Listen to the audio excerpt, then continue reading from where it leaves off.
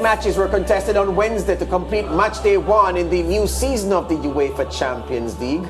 These are the results. Liverpool falling 4-1 to Napoli in Italy.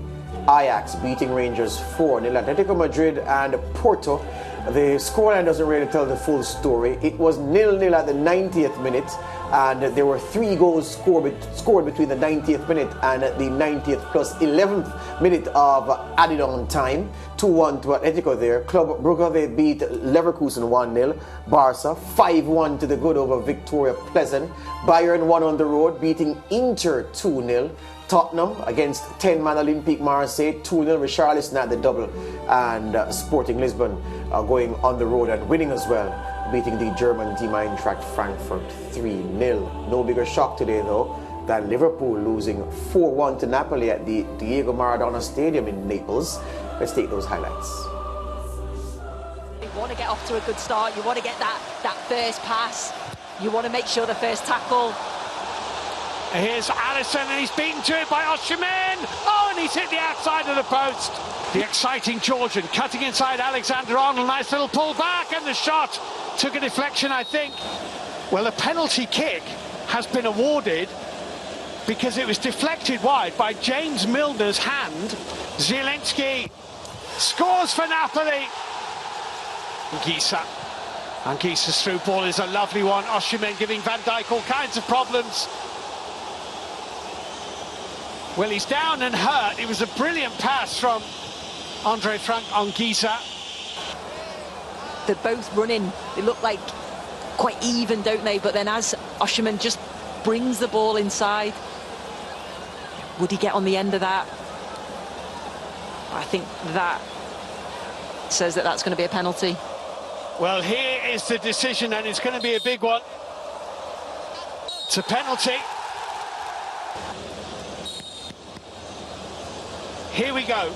This for Napoli 2, Liverpool 0. It's saved by Alisson, but the follow-up is blazed over the bar by Di Lorenzo. Alisson saves the penalty. Alexander-Arnold's delivery. Litano is running now at James Milner, who needs to be careful because he's on a yellow card. Joe Gomez is across, and he's beaten by Osimhen. Osimhen in on goal here. He has option square, and it's off the line by Virgil van Dijk.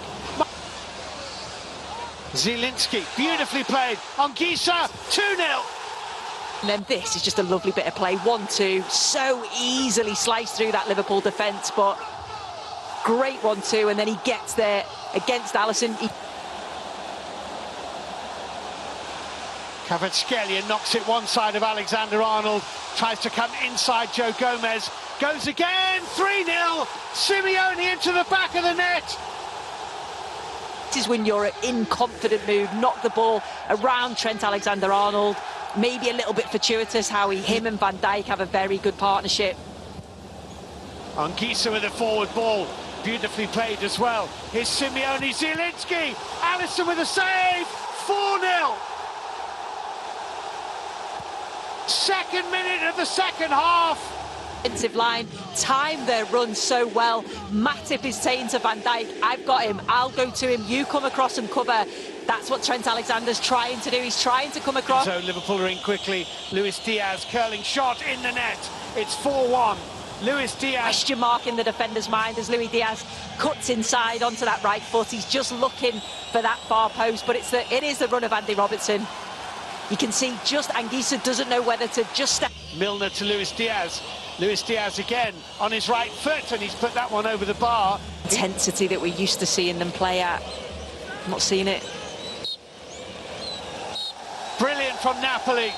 What a statement win that is. Top performance from Napoli today, the 4-1 win. Really, they were full value for it. And for those of you who are not watching Serie A, you should watch Napoli, because they have a young player. He wears 77. He's a Georgian, Kvaratskhelia. They call him Kvaradona in Serie A. He's lighting up the league, and he took that real strong form into their opening Champions League game today against Liverpool, setting up one of the goals for Napoli. Turning to the analysis now, and with us is Barbados international Nick Blackman. Nick, welcome back to the SportsMax Zone. Quick turnaround. Hi, thank you. Good evening. Thank you for having me. Good. All right.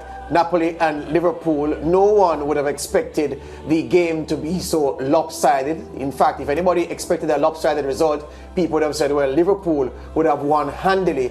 But the Italian team, much the better today, and there are questions to be asked about the confidence of this Liverpool team right now. Yes, most definitely. Napoli have got off to a great start in the league this season. They're currently in second place, so they're playing with a lot of confidence. Liverpool, on the other hand, have been quite shaky, and their defence has been so solid over the last couple of seasons, and it looked anything but that today. The quality of the defending on a couple of the goals, Nick, really leaves a lot to be desired. Joe Gomez dawdling when he was robbed by Victor Osimhen, and then on the other flank, Trent Alexander-Arnold being out-muscled by Kvaratskhelia. It's not the usual thing from Liverpool. Liverpool are usually good defending 1v1 situations, are usually defending well as a unit. Can you pinpoint anything that perhaps has gone wrong for Liverpool's defending collectively and individually to be as weak as it was today? I think they're severely lacking in confidence. As you said, you mentioned Joe Gomez there. He didn't play a lot last season. Also, you see Virgil van Dijk, who has been an absolute rock for Liverpool in defence the recent seasons, and he looked really vulnerable this evening against Victor Osimhen with his pace and power. He couldn't quite keep up, obviously giving the penalty away, and I think they're overall just lacking in confidence. And when you think about Liverpool, you think of the players, causing a massive threat. Mo Salah, somebody who has been extremely quiet this season. Liverpool also struggled with possession. We saw Salah, mishandling a couple of the passes. What did you make of his performance? Yeah, I thought he was unusually quiet, and obviously he's a massive talisman for Liverpool over the last few seasons. His numbers are fantastic. I think Liverpool are missing the dimension and the dynamic of Sadio Mane. Obviously he's left to Bayern Munich. And also they didn't have Thiago playing in midfielder. I think he's a massive midfielder for them, and he obviously dictates play, where James Milner, he's obviously getting on a little bit now in terms of age, and he doesn't have the same kind of quality that Thiago has. Nick, this might be me pushing it, but I can't help but ask, especially because of how events has been unfolding in other clubs. Our club tends to also be very hot-headed. He was seen, sprinting down the tunnel. Do we expect to see something similar that happened to Thomas Tuchel anytime soon for Klopp? Well, you can never say never in this industry. Football is obviously a results-based business, and obviously the results are not going quite their way at this moment in time. So Klopp will definitely be feeling the pressure, and he'll be looking to turn things around as quickly as possible. Yeah, Nick, you referenced Napoli and how good their form has been this season in Serie A. Just one of among a handful of teams unbeaten in the Serie A at the moment. This could turn out to be a pretty competitive group with, Ajax there as well. How valuable would this result be for Napoli today? I think it'll be a massive result. Obviously, they would have sensed the weakness and known that Liverpool weren't really at the races today, and they've not been at the races the last few weeks and playing full of confidence, so they've taken advantage. And obviously, whilst they're in full confidence, they've managed to get the right result and get the 3 points on the board. Yeah, luckily for how the scheduling of the group stages of the UEFA Champions League is, Nick, there is time sometimes for teams who are having problems to recover in a few weeks and get themselves back on track. But should Liverpool fans be overly worried now? Only 4 teams in the group. Yes, you have home and away, and this was an away fixture. How damaging would this be for Liverpool's hopes in the Champions League? I think Liverpool are obviously the serial Champions League winners. They've been in this position before, and they know that they have the quality and depth within the squad to turn this around. It's important that they do that in the league as quickly as possible so they can gain the confidence for the next Champions League game. Nick, let's talk about the game earlier in the group, Ajax and Rangers. Looking at the teams on paper, it did appear as if Rangers would be on the heavy side of some results, and they were on the heavy side of a result today. 4-0 doesn't really tell the story of how dominant Ajax were. Giovanni Van Bronckhorst's team toothless today. What went wrong for them? They were outclassed, as you said. Ajax have a fantastic system in place. They play fantastic football, and I think they were just too strong for Rangers this evening, who are obviously suffering from their own confidence crisis on the back of their loss to Celtic in the Old Firm derby at the weekend. Yeah, as you mentioned, that derby, 4 goals to almost a carbon copy of this game. They were 3-0 down at halftime in that Old Firm derby. ended up losing 4-0. 3-0 down here today, lost 4-0, so 8 goals in 2 consecutive games. Let's talk about Ajax now, because for the players that they've lost, losing Anthony, losing Lisandro Martinez from the team, Sebastian Haller sold to Borussia Dortmund, and not having his quality up front, but they look as if they haven't missed a trick, they haven't missed a beat. They lost also their manager, Nick, and yet still they were able to put in this very, very strong performance. Yes, they put in a fantastic performance, and as you mentioned, the names that they've lost already this summer. But the system that Ajax have had in place for many a year now, it doesn't matter. They have a system in place, and the players that they bring in are all brought in to fit that system. So it's a constant transition. Yep, and based on what, as Lance said, it's very early in the group, you would expect Liverpool to rebound. Every team has bad days. But based on how it's looking, if you're looking at the form of the teams today, it's going to be very difficult for 2 teams to qualify from a group that has Ajax playing as well as they are, that has Napoli playing as well as they are, and when Liverpool's pedigree is added to it, 2 can't go into 3 evenly, Nick, so it's going to be very difficult among those 3 teams for the 2 places out of this group for the next round of the Champions League. Yes, it's looking very difficult. You would think that Rangers will struggle, as I don't think they have enough quality and depth in there.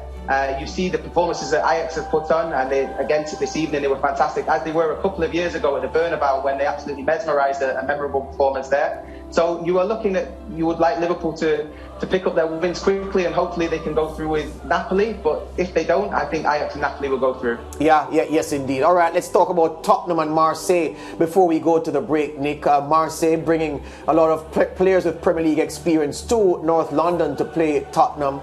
It wasn't pretty from a Spurs perspective, but after Marseille went down to 10 men in the 48th minute, they found their groove, and the Brazilian Richarlison striking a double to see them over the line.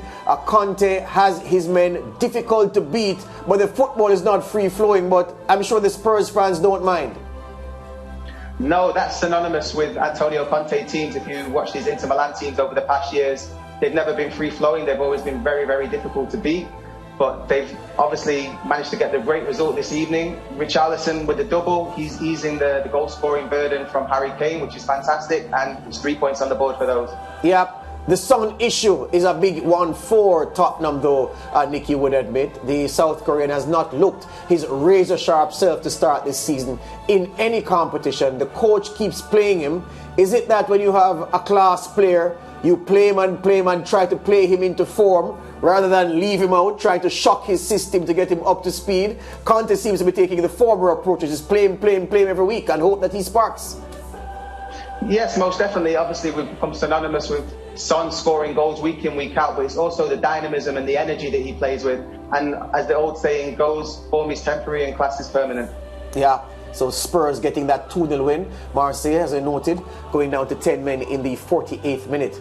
And it was an uphill task from there for the French team to keep Spurs at bay. All right, we're taking a break. Don't go anywhere, Nick. We have to continue this conversation. Much more to talk about where the Champions League is concerned. And we'll continue that discussion after this break.